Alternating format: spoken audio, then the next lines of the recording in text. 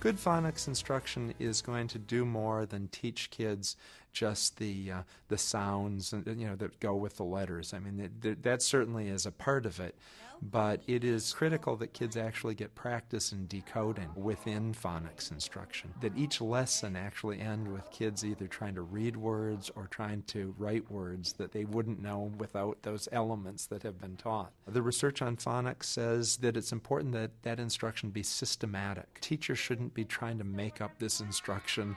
Teachers shouldn't be sort of guessing what comes next. You really need a curriculum. You're teaching kids something fairly technical about the language, and it's better to have a sort of a logical sequence. The research says that there are a lot of different sequences that can actually work. There isn't a particular one, but teachers do better, kids do better if there is a fairly well-planned order or sequence to the teaching.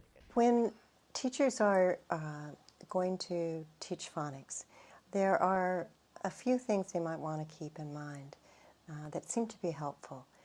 First, it's good to be clear on what element you're actually teaching and let the children know. So it's not a mystery that you're talking about the letter T or the short vowel E in PET. Tell them what element you're studying. It's good to start with sounds units that are more perceivable by children, so those would be syllables, rhyming words, the phonogram at the end, cat, fat, hat, sat. So they start getting the idea of what you're talking about.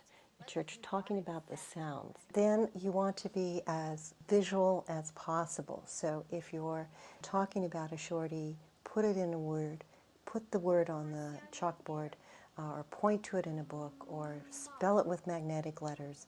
Do something where it's very prominent, as concrete as possible. Party. What sound do we hear? The next one is mother. Mother. What's the sound we hear? Tickle. Tickle. What's the sound we hear? Very good.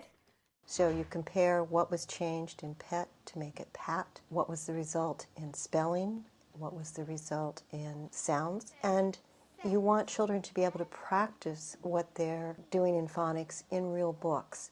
And the simplest types of books for that are to take a decodable text that has the phonic elements you're studying and actually give them practice. The reason for that is you don't want children to think that phonics is something separate than reading. You want them to actually try and apply the skills you've just taught in real reading so they learn to do that online if they're actually reading.